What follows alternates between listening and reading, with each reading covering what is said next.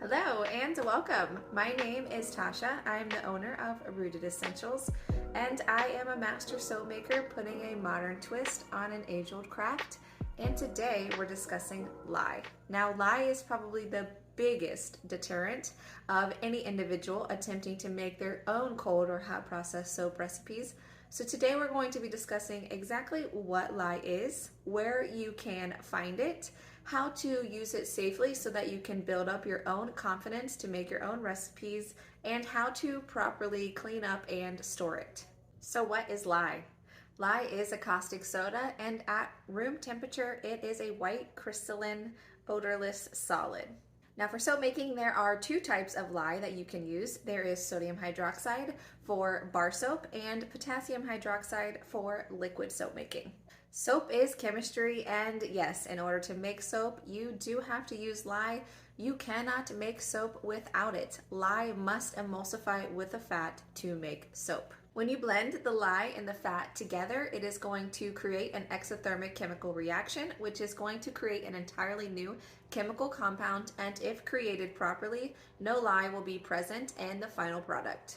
Now, if you haven't already, a great place to start is with Melt and Pour. These are already saponified soap bases that have some other extra added ingredients that help make it meltable. And basically, you can buy these pre-made kits either online or at a craft store. You cut them up, you melt them in the microwave or over a stovetop, you remold, you can add your own scent and color, and they're ready for immediate use, whereas cold process soap is going to require a 4-week cure time and hot process requires a 2-week cure time. So where can you buy lye? Now, the most important step is to make sure that it is food grade lye.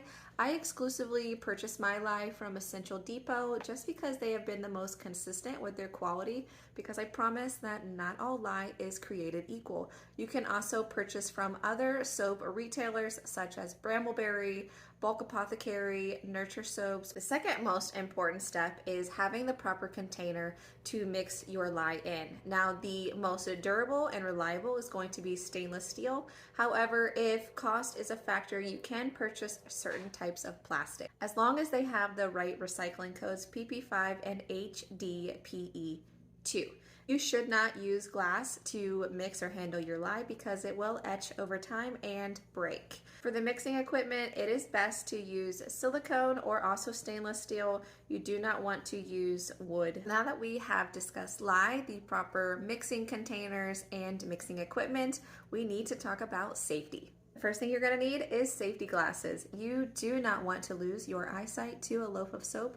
Trust me, splashes happen. You can also add in a face shield. However, I personally recommend a dual cartridge respirator. Also going to need some type of gloves. Yes, you can use those big long rubber gloves. However, these give you more control and feel, and I feel like I don't have to replace these as frequently. Going to need to wear long sleeves, pants, and closed-toed shoes. Your prepping station should be in a well-ventilated area away from pets and children. Your lye and lye solution should be kept away from both at all times, and when not handling your lye or lye solution should be kept locked away. Okay, so now we can prepare our lye solution. To prep your lye solution, you are going to need your lye and some distilled water. Now, I recommend that half your water recipe be frozen simply because the lye solution can heat up upwards of 200 degrees, and this is going to help prevent some of that toxic fume. For beginners, I always recommend that you just stick with water as your water base. When you become more a little bit intermediate and advanced level, you can start playing around with other liquids such as juices, aloe veras, and milks. For my recipes, I use a soap calculator. It is soapcalc.com. Now you can use soapcalc.com to input your own oils and butters to create your own recipe, or if you're just not that confident yet, you can follow for part 2 where I will create a recipe for you using olive and coconut oil. You want to make sure that your lye and water are measured in 2 separate containers.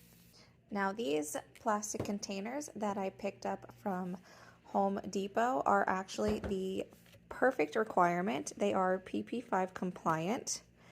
Now that we've got our water and our lye in 2 separate containers, we are going to start mixing.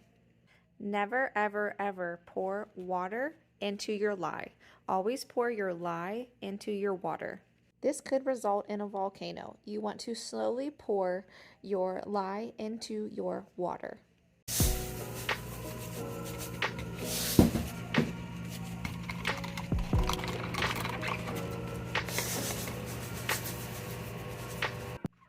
Once all the lye is dissolved, I'm going to set aside and check the solution periodically to ensure that no crystal chunks have formed on the bottom of the container. If this does happen, you will have to discard and start over. Now, once your lye is to temperature, you can use it in your recipe, or you can cover it and date your lye if you're preparing ahead. I do not do this personally, but I know many soap makers who master batch their lye and oils in advance. Now that your lye solution is made, and while you still have your protective equipment on, you need to clean your area.